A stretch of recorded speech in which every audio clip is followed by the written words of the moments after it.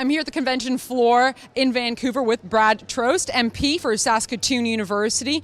Brad, you recently came out of the breakout session that discussed the resolution on marriage, classically defined as between one man and one woman when it comes to the CPC's official stance. Tell us what happened inside that breakout session. Well, my side of the issue, we lost the vote, but it was debated.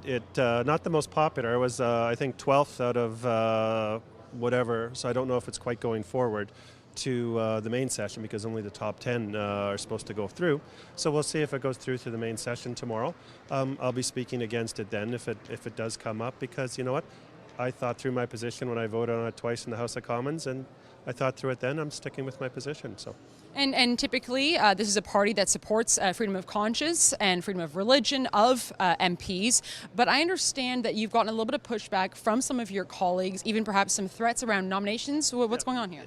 Let's to be clear, this wasn't from any of my colleagues who I got this threat. This was from one of the organizers who was handing out leaflets opposed to the situation. Called me a bigot on my position and said, wanted me out of the party, and they'd come for me for my nomination. So, well, we'll see. I mean, I've represented Saskatoon, Humboldt, Saskatoon University now in 5 elections.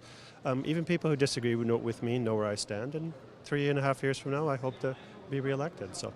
I think that in a time where politics so lacks a spine, you are a breath of fresh air, agree or disagree with you. It's nice to see a man with principles. That being said, there was a little bit of theater inside the breakout session. I understand MP Michelle Rempel was crying at one point.